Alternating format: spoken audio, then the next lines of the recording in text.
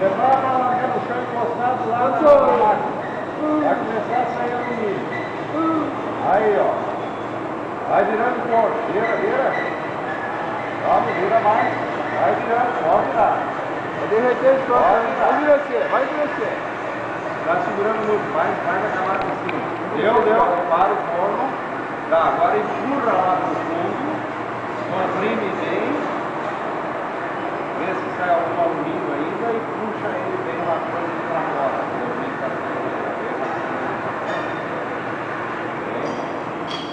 Isso, vai de novo lá. Dá mais uma puxadinha lá, vê se dá mais uma puxadinha.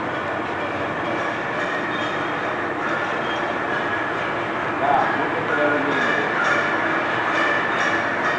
Esse é mais um pouco. Federado mesmo. Tira comprimir. Esse cara aí nasceu pra ter. Tá, sai embora. Volta o forno. Espera aí um pouquinho do outro lado. Volta, volta.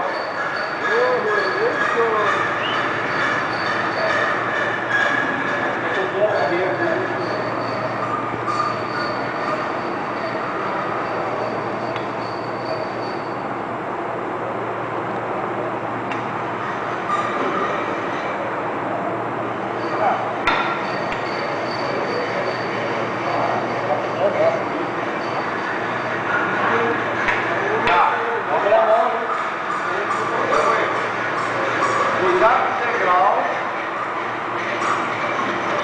Ó, primeiro essa panela aqui, ó.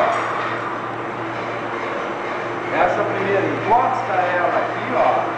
A lateral, isso, e agora vai espremendo com calma. Bem devagarzinho, filete bem fininho, entendeu? Aí, menos, tá muito rápido. Assim tá bom, viu? Vamos pra outra aqui. Marcão, precisão agora, mano. Essa aqui é a nossa. Olha lá, ela tá fervendo. Vai pra trás um pouquinho. Aí. Bem, filete bem fininho. Amanhosa. Bem na manha, bem na manha. Assim tá bom, assim tá bom. Bem na Mantém manha. assim que tá bom. Vai na manha. Caprichou na tua, né, o viado? Mantendo, deu? Esse foi, ó, acabou saindo lá. Esse vai fazer uma rachadinha. Ô José, chega um pouquinho atrás. Traz as formas de bala aí, vamos fabricar umas balas.